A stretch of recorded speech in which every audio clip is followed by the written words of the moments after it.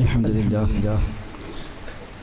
نحمده ونستعينه ونؤمن به ونتوكل عليه ونعوذ بالله من شرور أنفسنا ومن سيئات أعمالنا من يهده الله فلا مضل له ومن يضلل فلا هادي له وأشهد أن لا إله إلا الله وحده لا شريك له وأشهد أن محمدا عبده ورسوله أرسله بالهدى ودين الحق ليظهره على الدين كله ولو كره المشركون اللهم صل على محمد وعلى آل محمد كما صليت على إبراهيم وعلى آل إبراهيم إنك حميد مجيد اللهم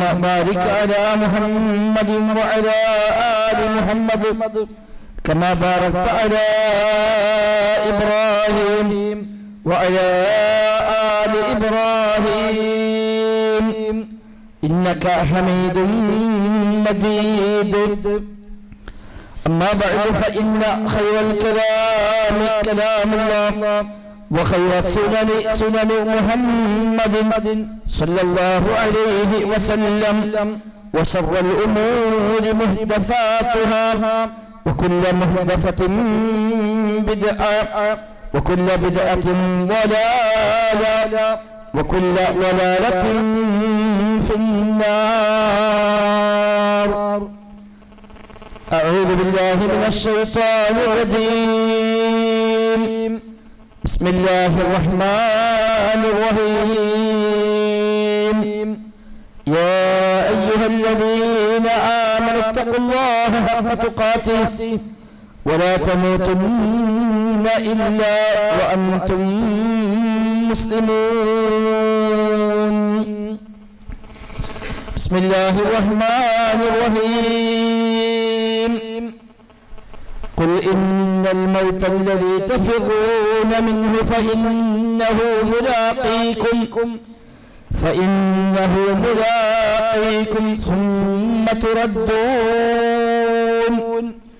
ثم تردون إلى عالم الغيب والشهادة فينبئكم بما كنتم تعملون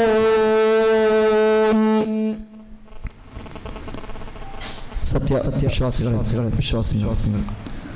റഹ്മാനായ റബ്ബ് സുബ്ഹാനഹു വ തആലയുടെ നിയമനിർദ്ദേശങ്ങൾ കഴിവിന്റെ പരമാവധി ജീവിതത്തിൽ പാലിക്കാൻ ശ്രമിച്ചുകൊണ്ട് തഖ്വയോടെ ജീവിക്കണേ എന്ന് പ്രത്യേകമായി ഓർമ്മപ്പെടുത്തുകയാണ് അല്ലാഹു സുബ്ഹാനഹു വ തആല നമുക്കെല്ലാം അതിന് തൗഫീഖ് പ്രദാനം ചെയ്യുമാറാവട്ടെ.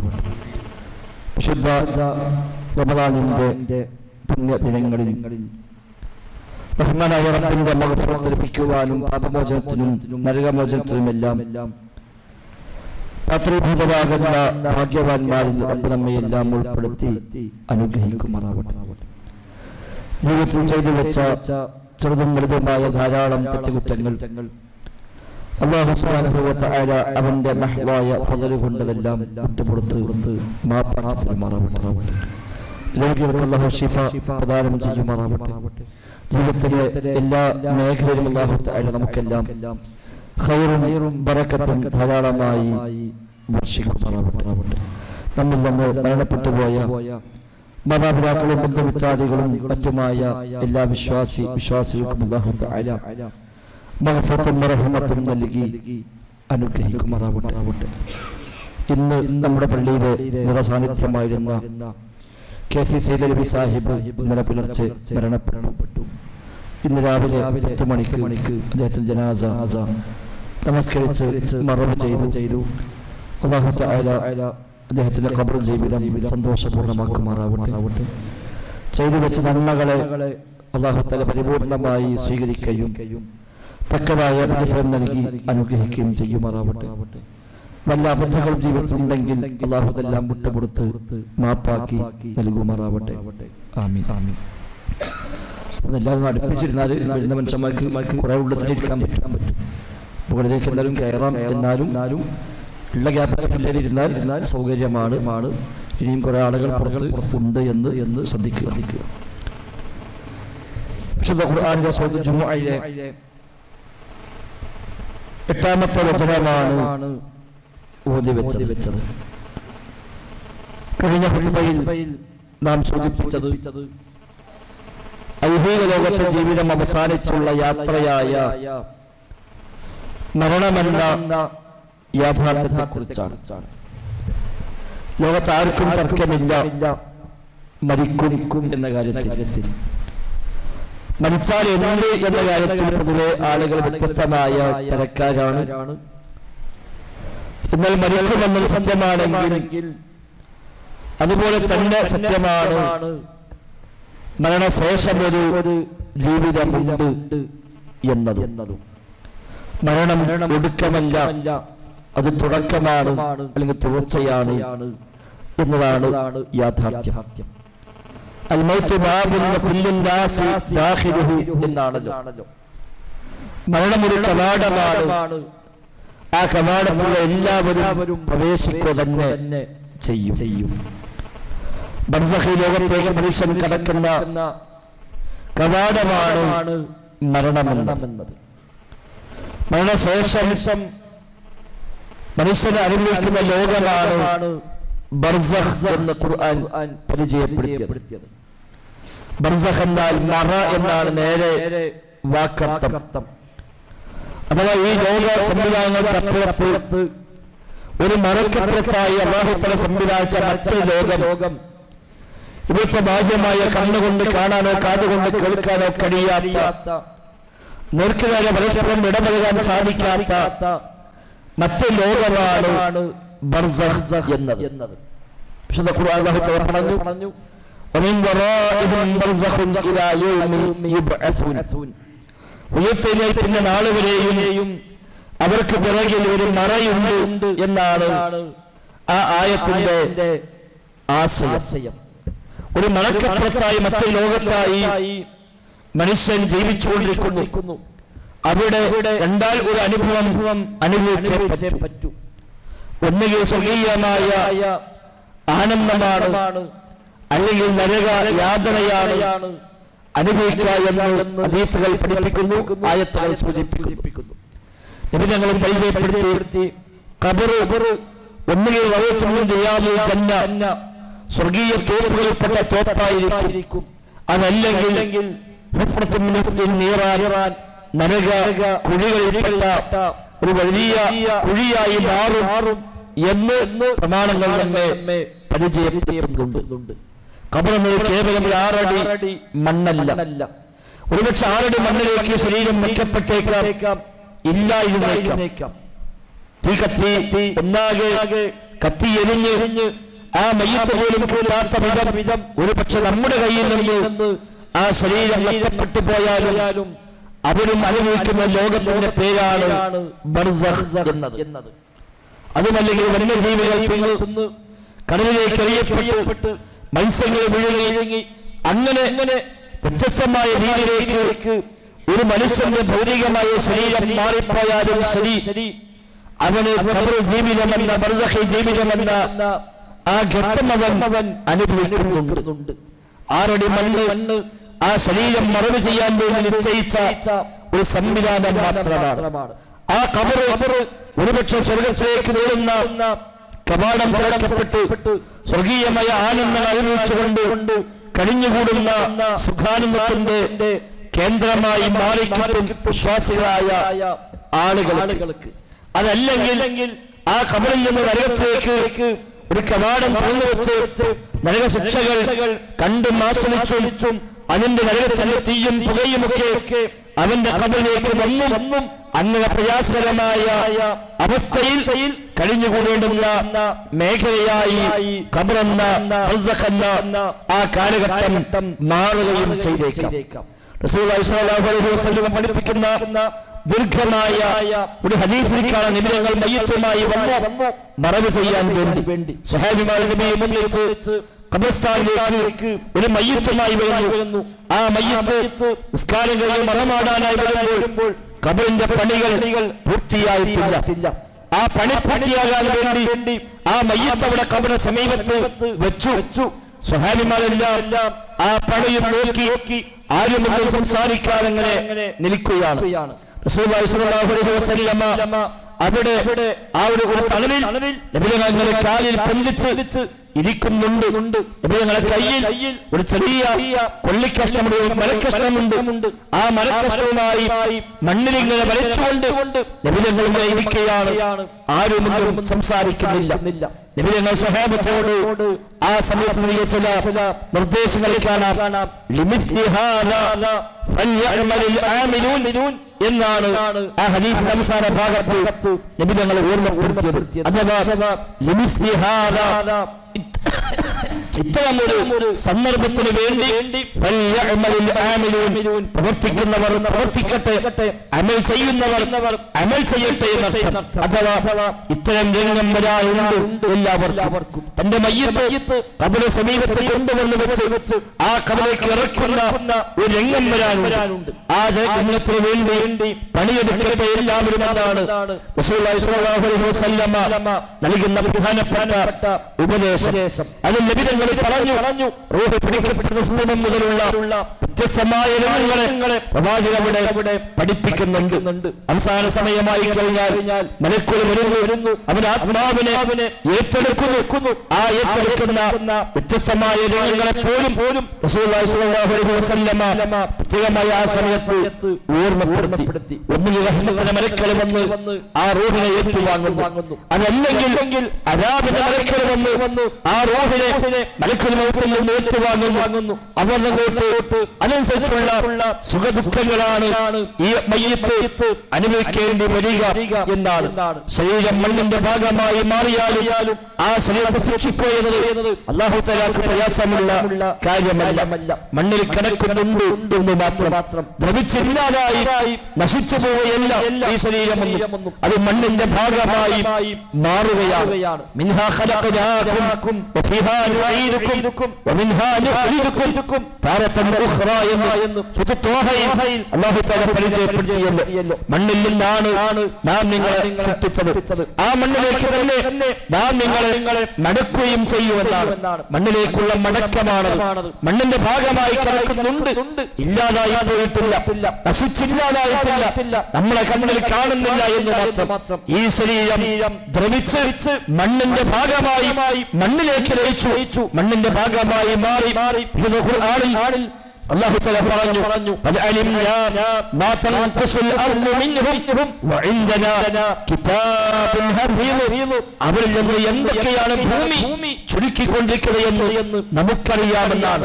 ആ ശരീരത്തിന്റെ ഏതൊക്കെ ഭാഗങ്ങൾ ഭൂമിയുടെ ഏതൊക്കെ ഭാഗത്ത് കിടക്കുന്നുണ്ട്. ഒരുപക്ഷേ ഒരു മൃതശരീരം വ്യത്യസ്തമായ കഷ്ണങ്ങളായി പല ഭാഗത്തായി അത് മാറിയേക്കാം. അതിന്റെ അവയവങ്ങൾ ചിന്ന ഭിന്നമായി ലോകത്തെ വ്യത്യസ്ത ഭാഗങ്ങളിൽ ഒരുപക്ഷെ അകപ്പെട്ടു പോയേക്കാം. അതല്ലെങ്കിൽ മറ്റേതെങ്കിലും നിലക്ക് ഒരു ജീവിയുടെ മൃതശരീരം വ്യത്യസ്തമായ ഭാഗത്തേക്ക് അതിന്റെ പാർട്സ് എത്തിയേക്കാം. അവരിൽ ഭൂമി ചുരുക്കുന്നത് നമുക്കറിയാം. ഓരോ പാർട്സും എവിടെ കിടക്കുന്നു അല്ലാഹുവിന് അറിയാം. കാരണം ഭൂമി അല്ലാഹുവിന്റെ സൃഷ്ടിയാണ്. അതിലേക്ക് വെച്ച ഈ ശരീരം അല്ലാഹുവിന്റെ സൃഷ്ടിയാണ്. ഈ ശരീരം ആ മണ്ണിലേക്ക് ലയിച്ചു പോയാൽ ആ മണ്ണിൽ എവിടെയെല്ലാം ഏതെല്ലാം എങ്ങനെയെല്ലാം എത്ര അളവിൽ ലയിച്ചു കിടക്കുന്നുണ്ട് എന്ന് അല്ലാഹു തആലക്ക് അറിയാം. ഒറ്റ ഓർഡർ മതി അതെല്ലാം അതിൽ നിന്ന് വീണ്ടും പുറത്തേക്ക് എടുക്കാൻ.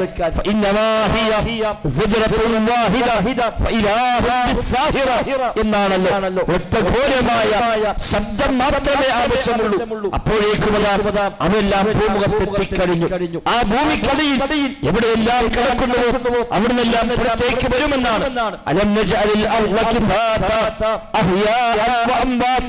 തീർച്ചയായും ഭൂമിയെ നാം വാസയോഗ്യമാക്കി മാറ്റിയില്ലേ. ജീവിച്ചിരിക്കുന്നവർക്ക് മാത്രമല്ല മരിച്ചവർക്കും അനുയോജ്യമാണ് ഭൂമി എന്നാണ്. ജീവിച്ചിരിക്കുന്ന മനുഷ്യന് ജീവിക്കാൻ അനുയോജ്യമാണ് ഭൂമി. മരിച്ചവന് ആ മരിച്ചവന്റെ ശരീരം വെളിയിലേക്ക് വെച്ചാൽ അതിനും അനുയോജ്യമാണ് ഭൂമി. അല്ലാഹു തആല ഭൂമിയെ സംവിധാനിച്ചിരിക്കുന്നു. അതിലെവിടെയെല്ലാം ആരെല്ലാം എന്തെല്ലാം കിടക്കുന്നു അല്ലാഹു തആലക്ക് അറിയാം. വഇൻദനാ കിതാബുൻ ഹഫീദ്, എല്ലാം കൃത്യമായി രേഖപ്പെടുത്തിയ ഒരു രേഖ നമ്മുടെ പക്കൽ ഉണ്ടെന്ന് അല്ലാഹു തആല പ്രത്യേകമായി ഓർമ്മപ്പെടുത്തുകയാണ്. ഒറ്റ ഘോരമായ ശബ്ദം അപ്പോഴേക്കും എല്ലാവരും പുറത്തേക്കെത്തി. എല്ലാവരും ആ മണ്ണിൽ നിന്ന് വീണ്ടും എണീക്കുകയാണ്. അതാണ് മിൻഹാ ഖലഖനാകും വഫിഹാ നുഈദുകും. ശേഷമല്ല പറഞ്ഞു അതിൽ നിന്ന് മിൻഹാ നുഖ്രിജുകും താറത്തൻ ഉഖ്റ. ആ മണ്ണിൽ നിന്ന് തന്നെ മറ്റൊരിക്കൽ കൂടെ നാം നിങ്ങളെ പുറത്തേക്ക് കൊണ്ടുവരുമെന്നാണ്. പുറത്തേക്ക് എടുക്കും. അന്നേ ദിവസം ആ ഭൂമി അതിലെ മുഴുവൻ ഭാരങ്ങളെയും പുറന്തള്ളുമെന്നാണല്ലോ ഖുർആൻ പരിചയപ്പെടുത്തിയത്. ഇദാ സുൽസിലത്തിൽ അർദു സിൽസാലഹാ വഅഖ്റജത്തിൽ അർദു അസ്ഖാലഹാ എന്നാണ്. അന്ന് ആ ഭൂമി അതിലെ മുഴുവൻ ഭാരങ്ങളെയും പുറത്തേക്ക് തള്ളും. എന്താണ് ഭാരങ്ങൾ? ഭൂമിക്കടിയിൽ കാലങ്ങളായി ഭ്രമിച്ചു ചേർന്ന ഏതെല്ലാം ജീവികളുണ്ടോ, എത്രയെത്ര മനുഷ്യന്മാരുണ്ടോ, മറ്റേതൊക്കെ ജീവികളുണ്ടോ, അത് മുഴുവനും ഭൂമിക്കടിയിലാണ്. ആ ഭൂമിക്കുള്ളിൽ കിടക്കുകയാണ്. ആ ഭാരങ്ങളെ മുഴുവനും ഭൂമി പുറത്തേക്ക് തള്ളുന്നു. ഭൂമി നിന്റെ ഭാരങ്ങളെ പുറത്തേക്ക് തള്ളുന്ന ദിവസമാണത്. എല്ലാം പുറത്തേക്ക് വരും. സഹോദരങ്ങൾ, സത്യമാണിതെല്ലാം. മരിക്കുമെന്നത് സത്യമാണെങ്കിൽ മരണശേഷം ഇതെല്ലാം സംഭവിക്കാനുണ്ട്. അതും തർക്കമില്ലാത്ത സത്യം തന്നെയാണ്. ബർസഖി ജീവിതം സത്യമാണ്. ഖബർ ജീവിതം സത്യമാണ്. അവിടെ ഒന്നിനും രക്ഷയുണ്ട് അല്ലെങ്കിൽ ശിക്ഷയുണ്ട്, സത്യമാണ്. മനക്കുള്ള ആഗമനമുണ്ട്, ചോദ്യമുണ്ട്. ആ ചോദ്യങ്ങൾക്ക് വിശ്വാസി നല്ലവർക്ക് പ്രതികരിക്കുമെന്നും അവിശ്വാസിയും കപടവിശ്വാസിയും ഒക്കെ എനിക്കറിയില്ല എന്ന് വിരമിക്കുമെന്നും അവന് ശക്തമായ പ്രഹരങ്ങൾ, ശക്തമായ ശിക്ഷകൾ ബർസഖി ലോകത്ത് തന്നെ ഉണ്ടാകുമെന്നും വിശുദ്ധ ഖുർആനും പ്രവാചകവചനങ്ങളിലും പഠിപ്പിച്ച ആശയമാണ്. നബികൾ ധാരാളമായി കാവലിനെ തേടി അദാബുൽ ഖബറിൽ നിന്നും, ഖബർ ശിക്ഷയിൽ നിന്നും റസൂലുള്ളാഹി സ്വല്ലല്ലാഹു അലൈഹി വസല്ലമ ധാരാളമായി രക്ഷയെ തേടിയിട്ടുണ്ട്. നമസ്കാരത്തിൽ പോലും അത്തഹിയാത്തിൽ 4 കാര്യത്തിൽ നിന്ന് കാവലിപ്പെടാൻ പറഞ്ഞപ്പോൾ അതിലൊന്ന് അദാബുൽ ഖബർ, ഖബർ ശിക്ഷയാണല്ലോ. അത് പ്രത്യേകമായി ശ്രദ്ധേയമാണ്. ആ ഖബറിൽ ഖിയാമത്ത് വരെ അവൻ കഴിച്ചു കൂട്ടേണ്ടി വരുന്നു. ലോകാവസാനം വരെ, സൂര്യന് രണ്ടാമത്തെ ഊത്ത് വരെ ഈ ബർസഖി ജീവിതമാണ് മനുഷ്യർക്കുള്ളത്. രണ്ടാമത്തെ ഊത്ത് വരുമ്പോൾ എഴുന്നേൽക്കുകയാണ് എല്ലാവരും. ഒന്നാമത്തെ ഊത്തിൽ എല്ലാം നശിക്കുമെങ്കിൽ രണ്ടാമത്തെ ഊത്തോടെ എല്ലാവരും എഴുന്നേൽക്കുകയാണ്.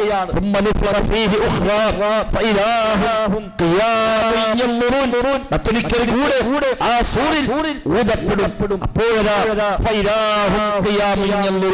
അപ്പോഴവരെല്ലാം എഴുന്നേറ്റ് നോക്കുന്നവരായി മാറുമെന്നാണ്. രണ്ടാമത്തെ ഊത്തോടെ എല്ലാവരും എണീക്കും. ലോകത്താന നബി സല്ലല്ലാഹു അലൈഹി വസല്ലം മുതൽ അവസാന മനുഷ്യൻ വരെയുള്ള എല്ലാവരും എഴുന്നേൽക്കുകയാണ്. എല്ലാ മലക്കുകളും, എല്ലാ ജിന്നുകളും, എല്ലാ ജീവികളും എല്ലാം എഴുന്നേൽക്കുകയാണ്. ലോകത്തെ അല്ലാഹു സൃഷ്ടിച്ച ഏതൊക്കെ ജീവികളുണ്ടോ ആ ജീവികൾ മുഴുവനും എഴുന്നേൽക്കുന്നതാണ്. രണ്ടാമത്തെ ഊത്ത്. ആ ഊത്തോടുകൂടി പിന്നെ ആഖിറത്തിലേക്ക് ബർസഖി ജീവിതം കഴിഞ്ഞു ഉഖ്റവിയായ പാരത്രികമായ ജീവിതത്തിലേക്കാണ് പിന്നെ മനുഷ്യൻ പോകുന്നത്. അവിടെ മഹ്ശറുണ്ട്, അവിടെ സിറാത്തുണ്ട്, അവിടെ മീസാനുണ്ട്, അവിടെ വ്യത്യസ്തമായ സന്ദർഭങ്ങൾ അല്ലാഹു തആല പരിചയപ്പെടുത്തുന്നുണ്ട്. ഈ ഭൂമിയെ മറ്റൊരു ഭൂമിയാക്കി മാറ്റുമെന്നാണ് അല്ലാഹു തആല പരിചയപ്പെടുത്തിയത്. യൗമ തുബദ്ദലുൽ അർളു ഗൈറൽ അർളി വസ്സമാവാതു മത്വിയാതുൻ ബിയമീനി വബറസൂ ലില്ലാഹ്. അന്ന് ഈ ഭൂമിയെ മറ്റൊരു ഭൂമിയാക്കി മാറ്റും. വസ്സമാവാതു മത്വിയാതുൻ ബിയമീനിഹി. ആകാശങ്ങൾ മുഴുവൻ അല്ലാഹു തആല അവന്റെ വലങ്കയിൽ ചുരുട്ടി പിടിക്കുമെന്നാണ്. എല്ലാവരും റബ്ബിന്റെ മുമ്പിലേക്ക് വരികയാണ്. ഒരാളും വരാതിരിക്കുന്നില്ല, ഒരാളും രക്ഷപ്പെട്ടു പോവുകയില്ല. എല്ലാവരും വരും. അവന്റെ കൂടെ ഒരു സായിഖ് തെളിച്ചുകൊണ്ട് പോകുന്ന ഒരാളുണ്ടാകും. ഒരു സാക്ഷിയും ഉണ്ടാകും. ചെയ്തു വെച്ചത് മുഴുവൻ സാക്ഷി വഹിക്കാൻ വേണ്ടി ഒരു സാക്ഷിയും അവൻ തെളിച്ചുകൊണ്ടു പോകുന്ന ഒരു മലക്കും. അങ്ങനെയാണ് എല്ലാവരും പരലോകത്തേക്ക് മഹ്ശറിലേക്ക് ഒരുമിച്ച് കൂട്ടപ്പെടുന്നത്. ഒരാളും അങ്ങോട്ട് വരാതെ രക്ഷപ്പെടാൻ നിവൃത്തിയില്ല. ഒരാളും പരസ്പരത്തിൽ കാണാതെ അന്ന് മറഞ്ഞു നിൽക്കാൻ പോലും സാധ്യമല്ല. എന്നാണല്ലോ നിങ്ങൾ ഒരാളും അന്ന് മറഞ്ഞു നിൽക്കാൻ പോലുമില്ല. ഒരാളെയും കാണാതെ പോകുന്നില്ല. കോടാനുകൂടി മനുഷ്യന്മാരും അത് എത്രയോ മലക്കളും അതേപോലെ കണക്കില്ലാത്ത ജിന്നുകളും പിശാചുക്കളും മറ്റു ജീവികളും എല്ലാം സംഗമിക്കുമ്പോഴും ഒന്ന് മറ്റൊന്നിന് മറയില്ല. ഇടയിൽ ആ ആൾക്കൂട്ടത്തിനിടയിൽ കാണാതെ പോകുന്ന ഒരാളെയും ശ്രദ്ധിക്കാതെ പോകുന്ന സാഹചര്യമില്ല. എടുക്കാൻ തുണിയില്ല, കാലിൽ ചെരുപ്പില്ല, ശരീരാകരണം ചെയ്യപ്പെട്ടിട്ടില്ല. ആ നിലക്കാണ് ഒരുമിച്ച് കൂട്ടപ്പെടുക. ഹദീസിൽ കാണാം ഒരുമിച്ച് കൂട്ടപ്പെടുക. നഗ്നപാതരായി കൊണ്ടാണ്. കാലിൽ ചെരുപ്പുണ്ടാവുകയില്ല, ധരിക്കാൻ വസ്ത്രമുണ്ടാവുകയില്ല, ശരീരാകരണം ചെയ്യപ്പെട്ടിട്ടുണ്ടായിരിക്കില്ല. ആ നിലക്കാണ് എല്ലാവരും അല്ലാഹുവിന്റെ മുമ്പിൽ മഹ്ശറിൽ ഒരുമിച്ച് കൂട്ടപ്പെടുന്നത്. എത്രയാണ് കാലമെന്ന് ആർക്കും അറിയില്ല. റബ്ബ് തീരുമാനിക്കും എത്രയാണ്. അത്രയും കാലം ആ മഹ്ശറിൽ മനുഷ്യൻ കഴിച്ചു കൂട്ടേണ്ടി വരികയാണ്. തലക്ക് നേരെ മുകളിൽ സൂര്യൻ കുളിച്ചു വരികയാണ്. ഇന്നത്തെ ചൂട് നമുക്കറിയാം. ഇത്രയും സൂര്യൻ ഉണ്ടായിട്ട് പോലും ഈ സീസണിലുള്ള ചൂടിനെ പറ്റി നമ്മളൊക്കെ പറയാറുണ്ട്. മഴയില്ലാത്തതിനെ കുറിച്ച് നമ്മളൊക്കെ ആശങ്കപ്പെടാറുണ്ട്. പക്ഷെ തലക്ക് നേരെ മുകളിൽ സൂര്യൻ വരികയാണ്. എന്നാണ് ഹദീസിലെ പ്രയോഗം. ഒന്നുകിൽ ഒരു സുറുമക്കോലിന്റെ അത്രയും ദൂരത്തിലാണ് ആ സൂര്യൻ തിരിച്ചു വരികയെന്നാണ്. അല്ലാഹു തആല പ്രത്യേകമായ തണൽ നൽകി ആദരിക്കുന്ന ഭാഗ്യവാന്മാരുണ്ടവിടെ.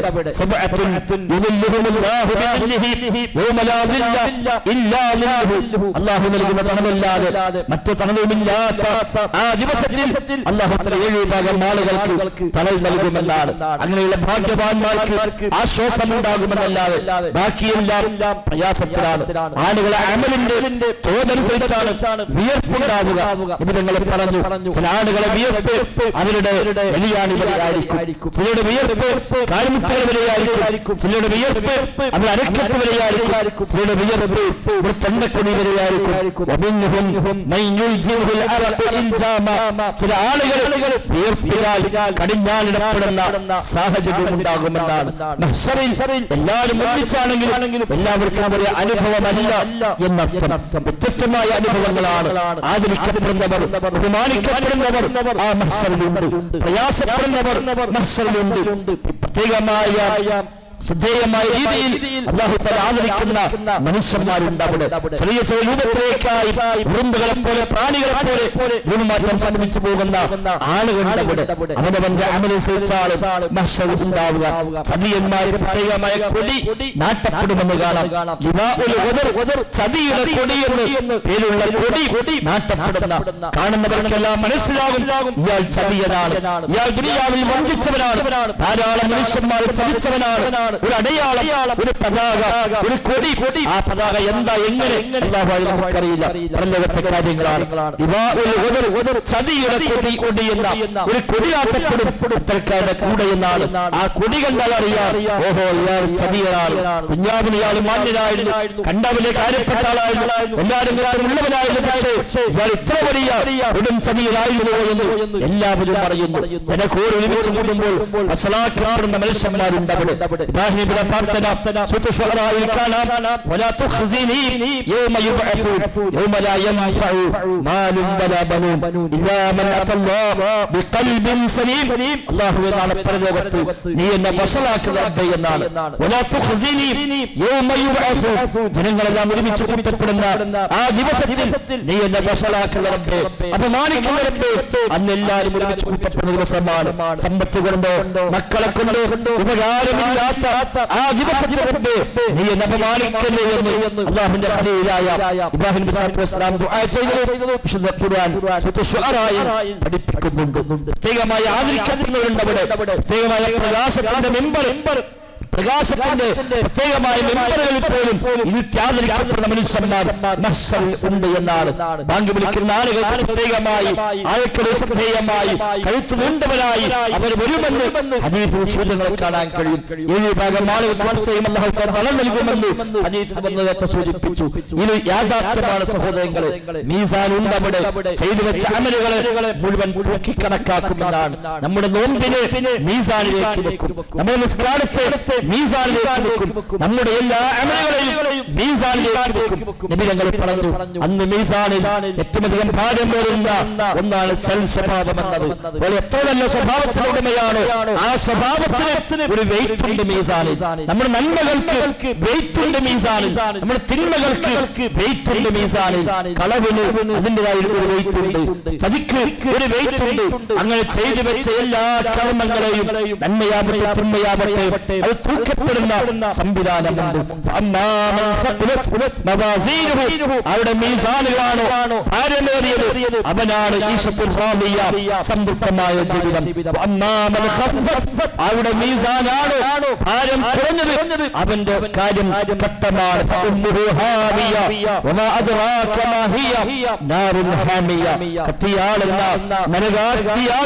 അവനുള്ള സങ്കേതമെന്ന് അല്ലാഹു തആല പരിചയപ്പെടുത്തി. ഇതെല്ലാം യാഥാർത്ഥ്യമാണ്, അനുഭവിക്കാൻ പോകുന്ന സത്യങ്ങളാണ് സഹോദരങ്ങളെ. മീസാനുണ്ട്, വിചാരണയുണ്ട്, ഏടുകൾ നൽകപ്പെടലുണ്ട്. ആ ഏടും തൂക്കുന്നു, അമലും തൂക്കുന്നു, ആളെയും തൂക്കുന്നുവെന്നാണ്. ചെയ്തു വെച്ച ആളെ തൂക്കും, അവന്റെ അമലിന്റെ തോതനുസരിച്ച് അവിടെ തൂക്കം അനുഭവപ്പെടും. നബി തങ്ങൾ പറഞ്ഞു, يوم القيامة فلا يزن عند الله جناح بعوضة اقرأوا إن شئتم. الله رسول പഠിപ്പിക്കുകയാണ്. ഖുർആനിലെ ആയത്തിൽ നബിതങ്ങൾ പറഞ്ഞു, വലിയ തടിയുള്ള ഒരു വലിയ മനുഷ്യനെ നാളെ പരലോകത്ത് കൊണ്ടുവരപ്പെടും. പക്ഷെ അയാൾ മീസാനിലേക്ക് നിൽക്കുമ്പോൾ ലാ യസ്നു ഇൻദല്ലാഹി ജനാഹ ബഊല, ഒരു കൊതുകിന്റെ ചിറകിന്റെ ഭാരം പോലും അയാൾക്ക് അനുഭവപ്പെടുകയില്ല. നന്മകൾ ചെയ്തിട്ടില്ല, നന്മകൾ കൊണ്ടാണ് ഭാരം വർദ്ധിക്കപ്പെട്ട ലോകത്ത്. അവൻ നന്മ ഒന്നും ചെയ്തിട്ടില്ല, തിന്മകളെ ഉള്ളൂ. അതുകൊണ്ട് മൈനസാണ് അവന്റെ വെയിറ്റ്. അവനൊരിക്കലും ഒരു കൊതുകിന്റെ ചിറകിന്റെ ഭാരം പോലും ആ മീസാനിൽ നിൽക്കുമ്പോൾ അയാൾക്കുണ്ടാവുകയില്ല. ഇത് നബി തങ്ങൾ ഖുർആനിലെ ആയത്തോടി ഫലാ നുഖീമു ലഹും യൗമൽ ഖിയാമത്തി വസ്നാ എന്ന ആയത്തോടി കൊണ്ട് നബി തങ്ങൾ പറഞ്ഞത്. ഈ ആയത്തിൽ നിങ്ങൾ ഓതിക്കൊള്ളുക, ഈ ആശയമാണ് ആയത്തിലുള്ളത് എന്നർത്ഥം. എന്നാൽ ഒരുപക്ഷെ തടിയില്ലാത്തവരാണെങ്കിലും ഭൗതികമായി ശേഷിയില്ലാത്തവരാണെങ്കിലും നാളെ പരലോകത്ത് ഭാരം തൂങ്ങുന്ന സാഹചര്യം ഉണ്ടാകും. ഇബ്നു മസ്ഊദ് റളിയല്ലാഹു പൊതുവെ തടി കുറഞ്ഞ മെല്ലിച്ച ആളായിരുന്നുവെന്നാണ്. ആ ഇബ്നു മസ്ഊദിനെ കുറിച്ച് നബി തങ്ങൾ ഒരിക്കൽ പറയുന്നുണ്ട്.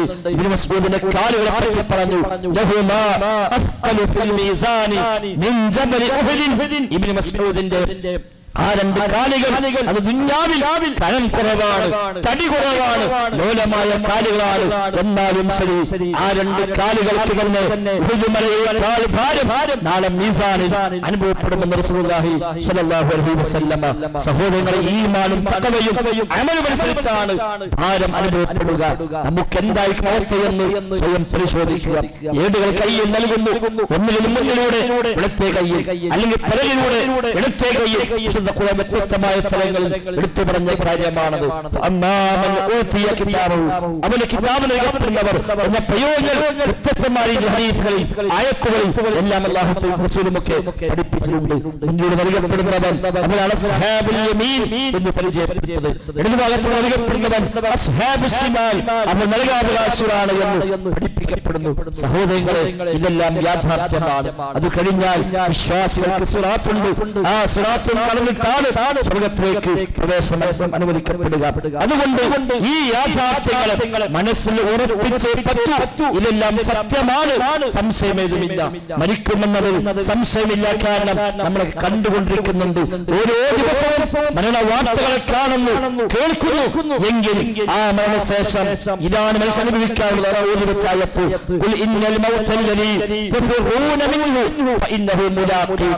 നിങ്ങൾ ഓടിപ്പോകാൻ ആഗ്രഹിക്കുന്ന, രക്ഷപ്പെടാൻ വിചാരിക്കുന്ന മരണമുണ്ടല്ലോ, ആ മരണം നിങ്ങളെ കണ്ടുമുട്ടുക തന്നെ ചെയ്യും. പിന്നീട് ദൃശ്യവും അദൃശ്യവും അറിയുന്നവരിലേക്ക് നിങ്ങൾ മടക്കപ്പെടുക തന്നെ ചെയ്യും. നിങ്ങൾ ചെയ്തു വെച്ചത് കുറിച്ചെല്ലാം അല്ലാഹു തആല അന്ന് നിങ്ങളെ വിവരം അറിയിക്കുമെന്നാണ്. മരിക്കും സത്യമാണ്. മരിച്ചാൽ എന്താണ്, എങ്ങോട്ടാണ് മരിച്ചാൽ എന്താ സംഭവിക്കുന്നത്? എങ്ങോട്ടോ പോയി, എങ്ങോട്ടോ പോയത് ഇതല്ല, അല്ലാഹുവിലേക്കാണ്. ഗൈബും ഷഹാദയും അറിയുന്ന, വിശ്വവും അദൃശ്യവും അറിയുന്നവരിലേക്കാണ് നിങ്ങൾ മടക്കപ്പെടുന്നത്. ആ റബ്ബിന്റെ മുമ്പിലേക്ക് എത്തുമ്പോൾ ചെയ്തു വെച്ചതെല്ലാം അവിടെ ചോദ്യമാണ്. ജീവിതം എങ്ങനെ വിനിയോഗിച്ചു ചോദ്യമാണ്. കണ്ണും കാതും ചോദിക്കപ്പെടുകയാണ്, കൈയും കാലും ചോദിക്കപ്പെടുകയാണ്. എല്ലാ നിഅമത്തിനും ചോദ്യമുണ്ട്. ആയുസ്സങ്ങളെ വിനിയോഗിച്ചു ചോദ്യമുണ്ട്. സമ്പത്ത് എവിടെ സമ്പാദിച്ചു ചോദ്യമുണ്ട്. ആ സമ്പത്തങ്ങൾ ചെലവഴിച്ചു ചോദ്യമുണ്ട്. അവന്റെ ഇൽമിനെ പറ്റിപ്പോലും ചോദ്യമുണ്ട്. ഒരു കാര്യം പഠിച്ചിട്ട് അത് പ്രകാരം പ്രാവർത്തികമാക്കിയോ അമൽ ചെയ്തുവോ എന്ന ചോദ്യമുണ്ട്. അങ്ങനെ തുടങ്ങി എല്ലാം ഒരു മനുഷ്യന്റെ മുഴുവൻ കാര്യങ്ങൾ രേഖപ്പെടുത്തപ്പെട്ടു. ഒരു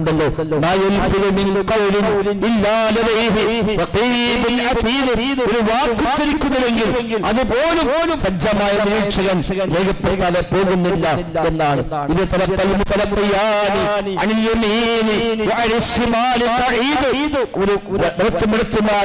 ഓരോ മലക്കുകൊണ്ട് അവന്റെ എല്ലാം ഏറ്റുവാങ്ങുന്ന സന്ദർഭമുണ്ട് എന്നാണല്ലോ അല്ലാഹു തആല ഓർമ്മപ്പെടുത്തിയത്. സഹോദരങ്ങളെ, ആ യാഥാർത്ഥ്യത്തെ തിരിച്ചറിയുക, നന്മയിലേക്ക് ജീവിതത്തെ മാറ്റുക, വിശ്വാസം ശരിയാക്കുക, കർമ്മങ്ങൾ ശരിയാക്കുക. റമളാനിൽ മാത്രമല്ല, റമളാനിൽ നിരീക്ഷിക്കുന്ന റബ്ബ് ജീവിതകാലം മുഴുവൻ നിരീക്ഷിക്കുന്നുണ്ട്. റമളാനിൽ മാത്രമല്ല കർമ്മങ്ങൾ രേഖപ്പെടുത്തുന്നു, കൊല്ലം മുഴുവനും കർമ്മങ്ങൾ രേഖപ്പെടുത്തുന്നുണ്ട്. റമളാനിൽ മാത്രമല്ല നിസ്കാരം ഫർളായത്, എന്നും നിസ്കാരം ഫർളാണ്.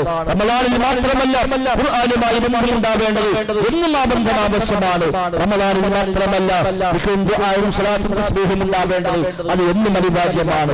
റമളാനിൽ മാത്രമല്ല ഹറാമുകളെ മാറ്റിവെക്കേണ്ടത് അല്ലാത്തപ്പോൾ ആവശ്യമാണ്. പല ആളുകളും റമളാനാകുമ്പോൾ എല്ലാ തിന്മയും മാറി നിൽക്കും. അവസാനം സന്നിധഘട്ടം പറയും നോമ്പ് കഴിയട്ടെ എന്നത് കാണിച്ചു തരാമെന്നാണ്. ഇത് വേട്ടമുള്ള സഹോദരങ്ങളെ, സദാസമയം അല്ലാഹു തആല നിരീക്ഷിക്കുന്നുണ്ട്.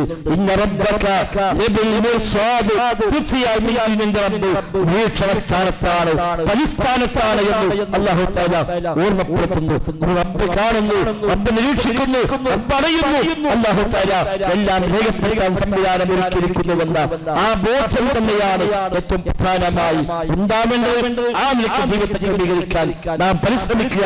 അല്ലാഹു തആല തൗഫീഖ് പ്രദാനം ചെയ്യുമാറാവട്ടെ.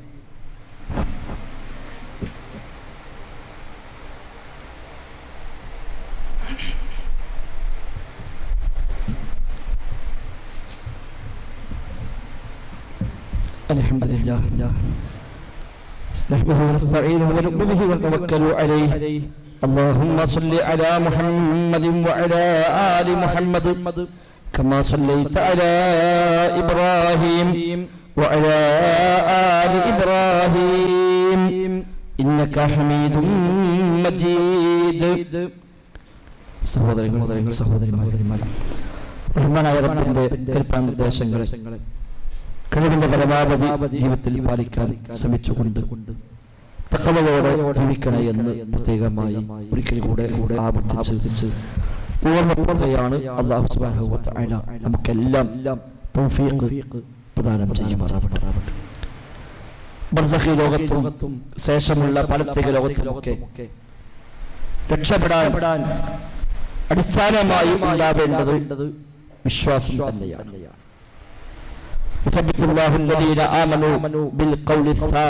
എന്നാണല്ലോ വിശ്വാസികളായ ആളുകൾക്ക് അല്ലാഹു തആല സ്ഥൈര്യം നൽകും.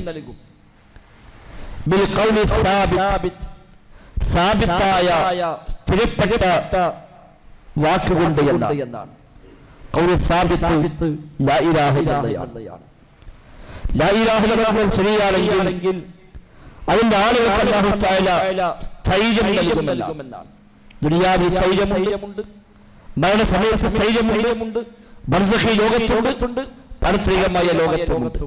അതുകൊണ്ട് എപ്പോഴും ലാ ഇലാഹ ഇല്ലല്ലാഹ് തൗഹീദ് അത് ജീവിതത്തിന്റെ അതിപ്രധാനമായതായി നാം കണക്കാക്കുക. വിശ്വാസത്തിൽ വരുന്ന ചെറിയ പാളിച്ചകൾ പോലും എല്ലാം നഷ്ടപ്പെടുത്തി കളയും. വിശ്വാസമാണ് അതിപ്രധാനം. വിശ്വാസം ശരിയായിട്ട് അതിൽ സ്ഥാപിക്കപ്പെടുന്ന അമലുകൾക്ക് സ്വീകാര്യതയുള്ളൂ.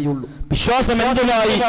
അമൽ നന്നായി, അതുകൊണ്ട് മാത്രം പ്രയോജനമില്ല. അടിത്തറയാണ് വിശ്വാസം, ജീവനാണ് വിശ്വാസം, അടിവേരാണ് തൗഹീദ്.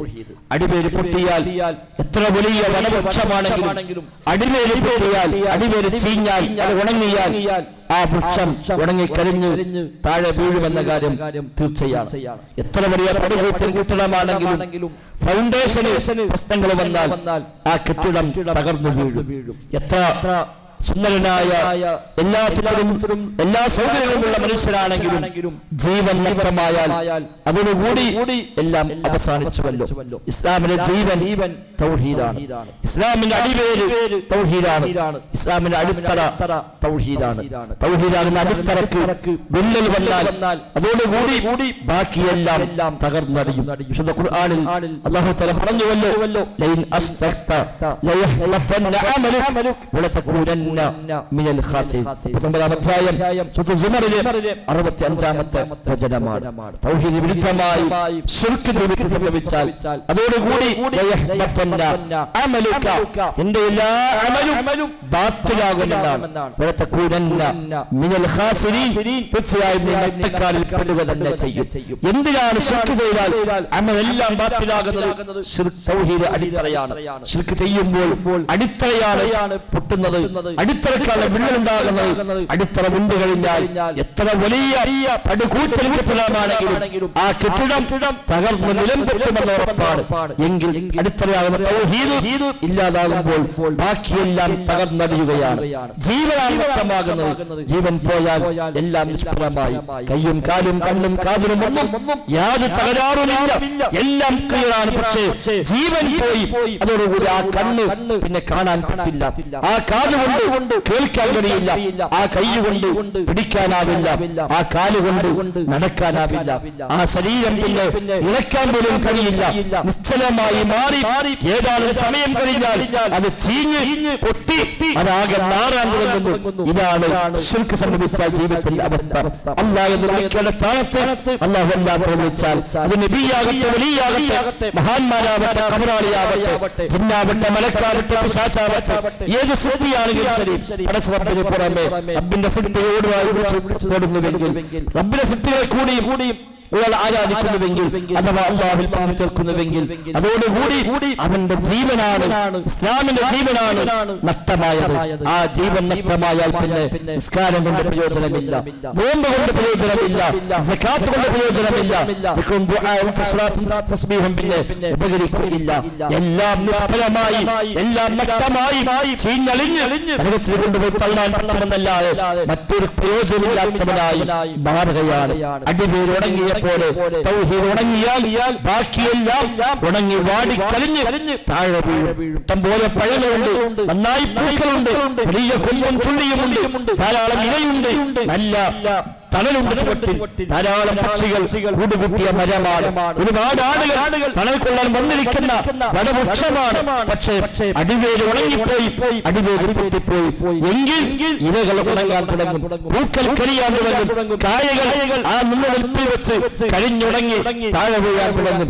ദിവസങ്ങൾ കൊണ്ട് ആ ഇലകളെല്ലാം പൊളിഞ്ഞ് ഒന്നുമില്ലാതായി നിൽക്കുന്നു. പക്ഷികൾ പോലും ആ മരം ഒഴിവാക്കി പോകുന്നു. ആ മരത്തിന്റെ പെറ്റിൽ കൂടുകൂട്ടിയതിന് പോലും ഈ മരം നശിക്കാൻ പോകുന്നു. ഈ മരത്തിൽ ജീവിക്കാൻ പറ്റില്ല. ആ പക്ഷികൾ പോലും ആ മരം ഒഴിവാക്കി പോവുകയാണ്.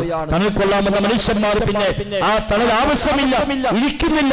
ആ മരം വീഴാൻ സാധ്യതയുണ്ട് എന്ന ആശങ്ക കൊണ്ട് അടുത്തേക്ക് പോലും ഒരാളും വരുന്നില്ല, എല്ലാവരും ഒഴിഞ്ഞു പോവുകയാണ്.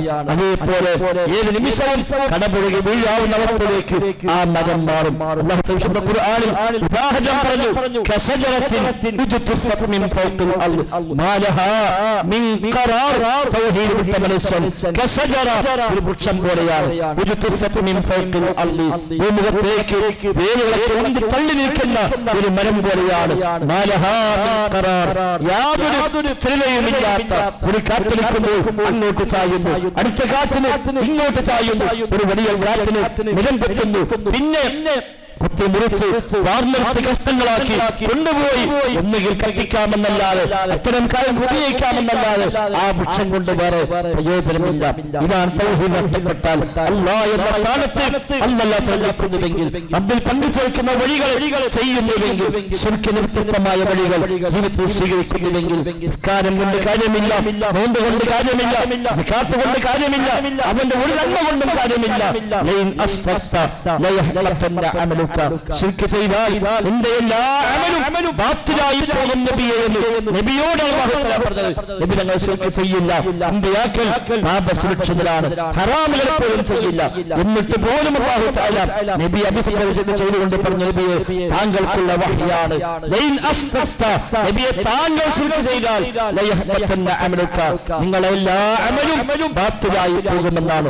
റമളാനിൽ പോലും നോമ്പെടുത്ത് ദർഗയിൽ പോയിരിക്കുന്ന മനുഷ്യന്മാരുണ്ട്, ഖബറാളിയോട് പ്രാർത്ഥിക്കുന്ന മനുഷ്യന്മാരുണ്ട്, അതിനു വേണ്ടി മാത്രം വേദികൾ സംഘടിപ്പിക്കുന്നവരുണ്ട്.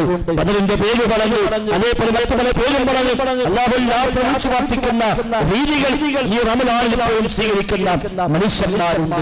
സഹോദരങ്ങളെ, ഭയാനകമാണ്. എല്ലാം നഷ്ടമായി മാറുകയാണ്.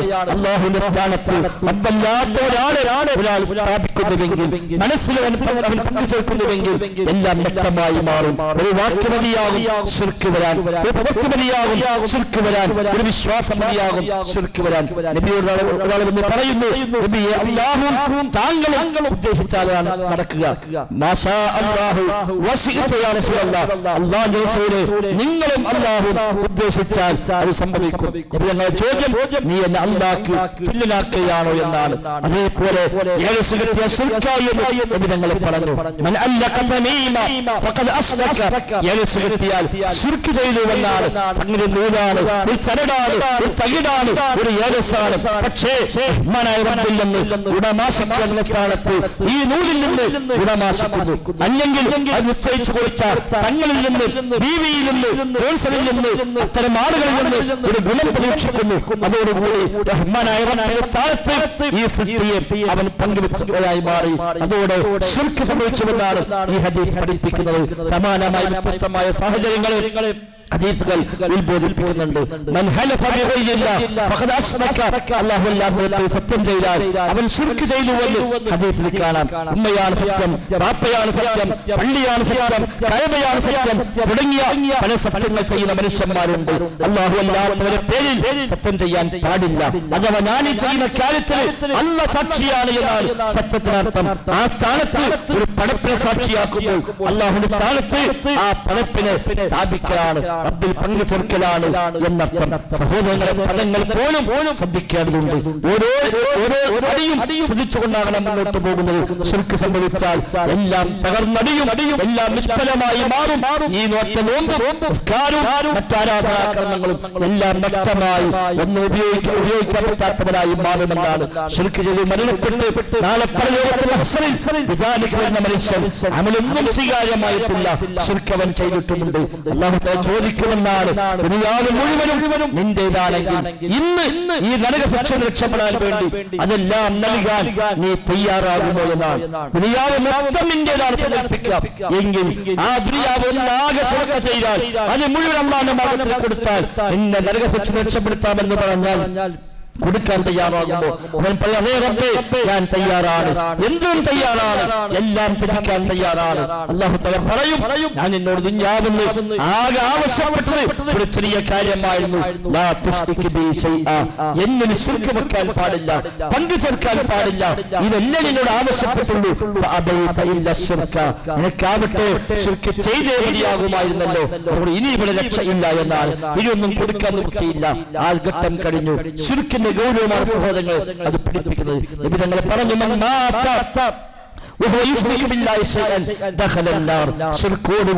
വല്ലവനും മരിച്ചാൽ അവൻ നരകത്തിൽ പ്രവേശിക്കുമെന്നാണ്. പടച്ചലമ്പിന്റെ കൂടെ എന്തെങ്കിലും ഒന്നിനെ പങ്കു ചേർത്തുകൊണ്ട് ഒരാൾ മരിക്കുന്നുവെങ്കിൽ അവൻ നരകത്തിൽ പ്രവേശിക്കുമെന്ന് നബിതങ്ങൾ പഠിപ്പിക്കുന്നു. നബിതങ്ങളുടെ ശഫാഅത്ത് പോലും കിട്ടണമെങ്കിൽ ശിർക്കില്ലാതെ മരിക്കണമെന്നാണ്. അബൂ ഹുറൈറ റളിയല്ലാഹു അൻഹു ചോദിക്കുന്നു, മൻ അസ്അലുൻ നാസി ബിശഫാഅതിക യൗമൽ ഖിയാമ, നബിയെ താങ്കളുടെ ശഫാഅത്ത് കിട്ടാൻ ഭാഗ്യം ലഭിക്കുക ആർക്കാണ് അന്ത്യനാളിൽ? നബിയുടെ മറുപടി, മൻ മാത മിൻ ഉമ്മത്തി ലാ യുശ്രികു ബില്ലാഹി ഷൈഅ, എന്റെ ഉമ്മത്തിൽ നിന്ന് ഒരു ശിർക്കുമില്ലാതെ മരിച്ചവരാരോ അവർക്കാണ് ആ ശഫാഅത്തിന് സൗഭാഗ്യം ഉണ്ടാവുക എന്നാണ്. 70,000 ആളുകൾക്ക് വിചാരണയില്ല, ശിക്ഷയില്ല, നിർക്കിനേരെ സ്വർഗ്ഗത്തിലേക്കാണ്. ഈ ഉമ്മത്തിന് 70,000 ആളുകൾ വിചാരണ പോലുമില്ല എന്നാണ്, ശിക്ഷയാലുമില്ല, അവർക്ക് നേരെ സ്വർഗ്ഗത്തിലേക്ക് പ്രവേശിക്കാം. ഈ ഉമ്മത്താണ് സ്വർഗ്ഗത്തിൽ ആദ്യം പ്രവേശിക്കുക, ആ ഉമ്മത്തിൽ തന്നെ ആദ്യമായി പ്രവേശിക്കുക ഈ 70,000 ആളുകളാണ്. എന്താണ് യോഗ്യത പറഞ്ഞത്? അല്ലാഹുവിൽ പങ്കു ചേർക്കാത്തവർ എന്നാണ്. പടച്ചവത്തിൽ പങ്കു ചേർക്കാത്തവർ, അതാണ് യോഗ്യതകൾ ഒന്നായി എണ്ണി പറഞ്ഞത്. സഹോദരങ്ങളെ, തൗഹീദ് അതിപ്രധാനമാണ്, ലാ ഇലാഹ ഇല്ലല്ലാഹ് അതിപ്രധാനമാണ്, ശിർക്ക് ഏറെ ഗൗരവമാണ്. അതുകൊണ്ട് എവിടെയും പടച്ചവല്ലാതെ എന്റെ തേട്ടം, എന്റെ പ്രാർത്ഥന, എന്റെ നേർച്ച, എന്റെ സത്യം ചെയ്യൽ, എന്റെ ഹൃദയത്തിന്റെ ബന്ധം, എന്റെ സ്നേഹം, എന്റെ ഭയം ഒന്നും ഒരു പടപ്പിലേക്ക് മാനിലേക്ക് പോകുന്നില്ല എന്ന് ഉറപ്പുവരുത്തുക. എനിക്ക് എന്റെ റബ്ബ് മതി, ഹസ്ബിയല്ലാഹ്, എനിക്കല്ല മതി, ഹസ്ബുനല്ലാഹ്, ഞങ്ങൾക്കല്ല മതി എന്ന് മനസ്സുകൊണ്ട് ബോധ്യമുണ്ടാക്കുക. അല്ലാഹു നൽകിയത് ഇവിടെ സംഭവിക്കുകയുള്ളൂ. അല്ലാഹു നൽകിയാൽ തടയാൻ ആരുമില്ല, റബ്ബ് തടഞ്ഞാൽ നൽകാനും ആളില്ല.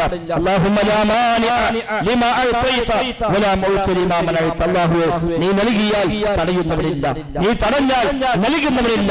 അല്ലാഹു ഒരുപക്ഷെ പരീക്ഷകൾ നൽകും, രോഗങ്ങൾ നൽകും, പ്രയാസങ്ങൾ നൽകും. റബ്ബ് നൽകിയതാണ്. റബ്ബ് അനുവദിച്ച ചികിത്സാ വഴികളെ സ്വീകരിക്കാം, പ്രതിവിധികളെ സ്വീകരിക്കാം. ബാക്കി റബ്ബിലേക്ക് തവക്കുലാക്കുക, അവനോട് പറയുക. റബ്ബ് നൽകിയത് വേണ്ടെന്ന് വെക്കാൻ ഒരു തങ്ങൾക്ക് സാധിക്കുക. ഏത് ബീവിക്കാൻ കഴിയുക? ആരുടെ നൂല് കൊണ്ടാണ്, ആരുടെ ചരട് കൊണ്ടാണ്, ഏത് ഏലസിനാണ്, ഏത് ഭസ്മങ്ങൾക്കാണ്, ഏത് ബറക്കത്തിനാണ്? സഹോദരങ്ങളെ, റബ്ബ് നൽകുന്ന പരീക്ഷണങ്ങളെ തട്ടിമാറ്റാൻ കഴിയുക. അല്ലാഹു നൽകുന്ന പ്രയാസങ്ങളെ വേണ്ടെന്ന് വെക്കാൻ സാധിക്കുന്ന ആരാണുള്ളത്? അല്ലാഹു നൽകാത്തത് വാങ്ങിത്തരാൻ ആർക്കാ സാധിക്കുക? ഒരാൾക്കും സാധ്യമല്ല. അതുകൊണ്ട് എന്റെ ജീവിതത്തിൽ അത്തരം നൂലുകൾ എനിക്ക് ആവശ്യമില്ല, ഒരു ചരടും എനിക്ക് ആവശ്യമില്ല, ഒരു സിദ്ധനും എനിക്ക് ആവശ്യമില്ല. അത്തരം വേദികളൊന്നും ഞാൻ സ്വീകരിക്കുന്നില്ല. ഹസ്ബിയല്ലാഹ്, എനിക്കല്ല മതി എന്ന് ഉറപ്പിച്ചുകൊണ്ട് ആ റബ്ബിൽ തവക്കുലാക്കി അല്ലാഹു എല്ലാം പരമേൽപ്പിച്ചിരിക്കുന്നു, തവക്കൽതുല്ലാഹ്, എല്ലാം അല്ലാഹുവിനെ ഏൽപ്പിച്ചിരിക്കുന്നുവെന്ന് മനസ്സുറപ്പിച്ചുകൊണ്ട് ശരിയായ മുഅ്മിനീങ്ങളായി മുവഹ്ഹിദുകളായി ജീവിച്ചു മരിക്കാൻ നാം പരിശ്രമിക്കുക. അല്ലാഹു തആല തൗഫീഖ് പ്രദാനം ചെയ്യുമാറാവട്ടെ. വിശുദ്ധ റമളാനിന്റെ ദിനാർത്ഥങ്ങൾ നമുക്ക് അനുകൂലമായി സാക്ഷി പറയുന്നവരിൽ അല്ലാഹു നമ്മയെല്ലാം ഉൾപ്പെടുത്തി അനുഗ്രഹിക്കുമാറാവട്ടെ. മരണപ്പെട്ടു പോയ ആളുകൾക്ക് അല്ലാഹു തആല മഗ്ഫിറത്തും റഹ്മത്തും നൽകി അനുഗ്രഹിക്കുമാറാവട്ടെ. അല്ലാഹു മഗ്ഫിർ ലിൽ മുഅ്മിനീന വൽ മുഅ്മിനാത്ത് വൽ മുസ്ലിമീന വൽ മുസ്ലിമാത്ത് അൽ അഹ്യാഇ മിൻഹും വൽ അംവാത്ത് ഇന്നക മുജീബുദ് ദഅവാതി വഖാദിൽ ഹാജാത്ത്. അല്ലാഹുമ്മ اجعل هذا الشهر الشريف العظيم شاهدا لنا لا شاهدا علينا واجعله حجة لنا لا حجة علينا. اللهم اعتق رقابنا ورقاب آبائنا وأمهاتنا وأحبابنا من النار يا أرحم الراحمين. اللهم اسقنا غيثا مغيثا، اللهم اسقنا غيثا مغيثا، اللهم اسقنا غيثا مغيثا يا رب العالمين. اللهم ربنا آتنا في الدنيا حسنة وفي الآخرة حسنة وقنا عذاب النار. ربنا تقبل منا، ربنا تقبل منا، ربنا تقبل منا إنك أنت السميع العليم وتب علينا إنك أنت التواب الرحيم. وصلى الله وسلم على محمد وآله وصحبه أجمعين والحمد لله رب العالمين.